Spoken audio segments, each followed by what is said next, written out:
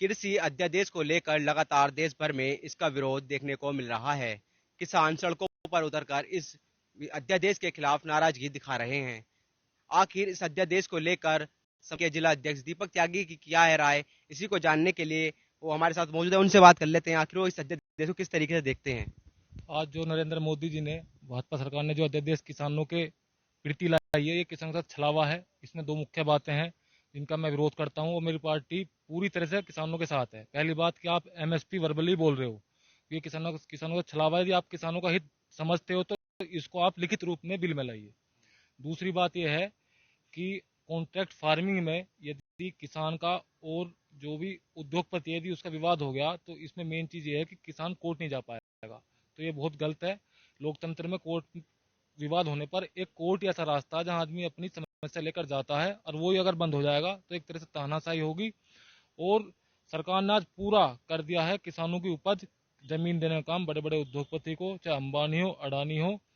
सरकार आज इनके हिसाब से काम कर रही है, किसानों के साथ छल कर रही है, छलावा कर रही है। और यदि ये बिल किसानों के हित में है तो सिर्फ मैं इतना पूछना चाहूंगा ईटीवी भारत के माध्यम से कि किसान आज सड़कों पर क्यों है।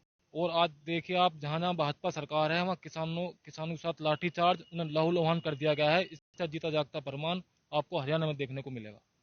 तो सरकार कह रही है कि ये जो बिल है, जो अध्यादेश लाए, किसानों के हित में, किसानों की आय दुगनी होगी, किसान किसी भी राज्य में जाकर अपनी फसल बेच सकेगा, और जो उसकी जो फसलों की आय बढ़ेगी, मतलब तमाम तरीके की सहूलियतें मिलेंगी, किसी भी राज्य को रेट जान सकता है फसल का। ये सब छलावा है, ऐसा कुछ नहीं है। इससे पहले भी किसान अपनी फसल कहीं बेच सकता था। आप जानते हो कि मैं शॉर्ट में बताऊंगा, हमारे आसपास नरेला गढ़ रहा है मुंजी का।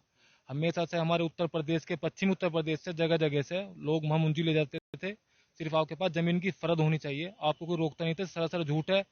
और दूसरी बात, जो आप कह रहे हैं कि हम आय बढ़ाएंगे, तो मेरे हिसाब से भाजपा सरकार को आज 6-7 साल सेंटर में आए हुए हो गए हैं। तो मैं एक मोटी सी बात बताऊंगा, आज से 10 साल पहले मुंजी का रेट 4200 रुपये था। डीजल जब आधे दाम में था, यूरिया भी। आज आपको पता है डीजल बहुत महंगा बढ़ चुका है। यूरिया के कट्टों का वजन घटाकर उसका दाम बढ़ा दिया गया है। और आज किसान को, चाहे धान हो चाहे गेहूं हो, एमएसपी से भी कम कीमत मिल रही है। और किसान और विपक्ष की मांग सिर्फ इतनी है कि आप एमएसपी से जो कम खरीदेगा उसे आप ऑफेंस बनाइए। उसको सरकार मान नहीं रही है। और सरकारों की और किसानों की आय घटी है, ना कि बढ़ने के बजाय। आज ट्वेलों पर बिजली के मीटर लग चुके हैं और औद्योगिक यूनिट से उनसे बिल वसूला जा रहा है। ये सब झूठ है कि किसानों की आय बढ़ रही है। किसानों की आय आज न्यूनतम स्तर पे है। और एक ऐसा फील्ड जिसमें आज जीडीपी हमारी नेगेटिव है, पर एक कृषि क्षेत्र ऐसा रहा जिसका 2.3 पॉजिटिव जीडीपी में योगदान रहा। आज एक ऐसा क्षेत्र, जो हमारा क्षेत्र कृषि आधारित देश है, आज उसका आप बिल लाए। आपने न किसी किसान से बात की, न किसान संगठन से बात करी, न विपक्ष से बात करी।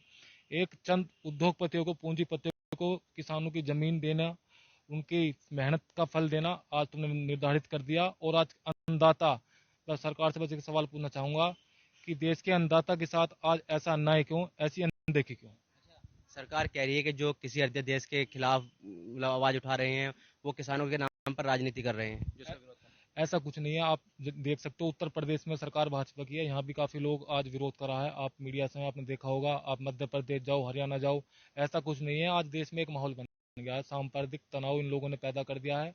यदि हम बात करेंगे देश के विकास की, किसानों की, तो सीधे सी बात आएगी ध्रुवीकरण पर, हिंदू मुस्लिम पर। आज सरकार इस कार्ड को खेलकर हर समस्या का सोल्यूशन यही है। हैं। तो आपको लगता है ये अध्यादेश सही नहीं है? यह अध्यादेश सरासर किसानों को बर्बाद करने वाला है।